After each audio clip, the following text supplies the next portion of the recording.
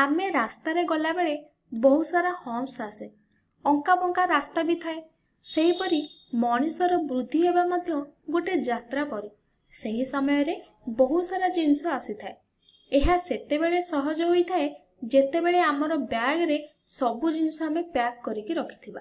देखो बहुत सारा ठीक कष्ट होई थाए हमकु। जदि आमे बैग रे बहुत सारा जिनस पैक करिकि रखिथिबा ताहले आमर यात्रा कोन हेबो ना सुफल हेबो।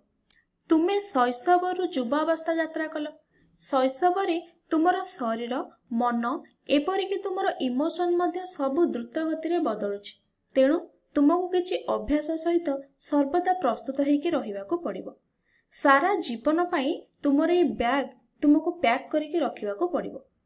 प्रथमे आमे कोन अभ्यास रखिबा बैग भितरे? केउ केउ भल अभ्यास बा भल जिनिस आमे बैग रे पैक करिकि रखिबा दरकार ना। प्रथमटी हेउछि उपयुक्त पोषण। ताले पोषणर कोन गुरुत्व रहिछि आम शरीर पाई ना। आमे जानिचे आम शरीर कैशोर अवस्था रे द्रुत गति रे हमर कोन होई थाए ना वृद्धि होई थाए, हमर उच्चता बढ़ी थाए। एवं जदि खाद्य रे बैलेंस न रहिबो ताले उच्चतार वृद्धि होबनी। हमर देखिथिबो कैशोर अवस्था रे हठात हमर शूर साइज बढ़ी जाए एवं जदि खाद्य हमको ठीक रे न मिलिबो ताले ग्रोथ होबनी बा वृद्धि होबनी।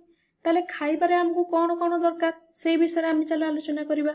देखो इंधन बिना किछि हुए नै। मनकर इंधन नथिबो ताले दहन होबनी, दहन प्रक्रिया न हेले शरीर रे वृद्धि होबनी। तेणु शरीर भल भाबरे वृद्धि पाई प्रथमे हमको भल इंधन दरकार। ताले से इंधन सब कोन कोन एबे चलो जानिबा। ए इंधन पाई हमको बैलेंस्ड फूड दरकार। बैलेंस्ड फूड माने कोन ना सेतिरे स्नेह सार थिबो, श्वेत सार थिबो, विटामिन थिबो, धातव लवण थिबो, सबु किछि जेमति भरपूर हेकि थिबो। जदि मु श्वेत सार कथा कहबी, श्वेत सार रे कमे केउंथिरे आमे श्वेत सार पाउजे ना भात, रुटी, पाउरुटी, नूडल्स, पास्ता जहा कि हमको शक्ति जोगाई थाए। ताले श्वेत सार जातीय खाद्य हमको शक्ति जोगाई थाए।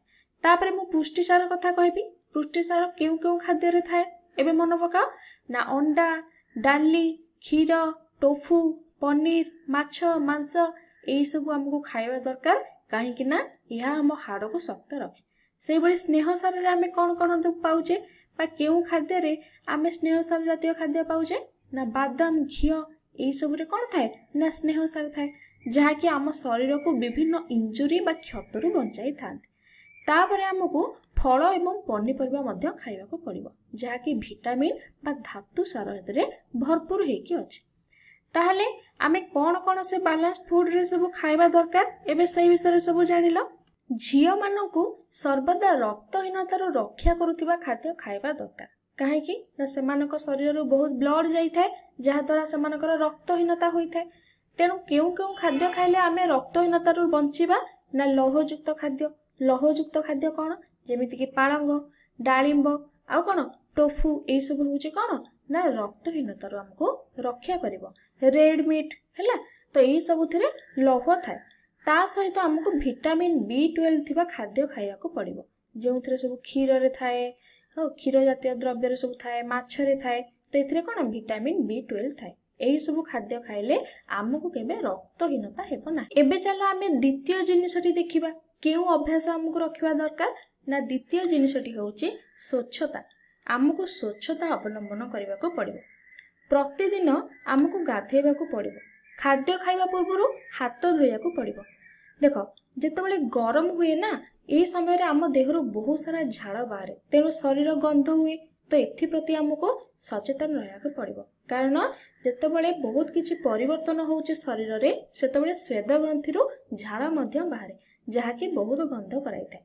तेणु काख तळ प्राइवेट पार्ट बा गुप्तांग सब कोन ना ओदालिया होई जाए, जहा द्वारा एठारे कोन करंती ना बैक्टीरिया माने वास करंती। तेणु एही सब एरिया को बा एही सब जागा को हमको सर्वदा सुखिला रखिबा को पड़िबो बा फ्रेश रखिबा को पड़िबो, जहा द्वारा इन्फेक्शन किछि हेबो नै।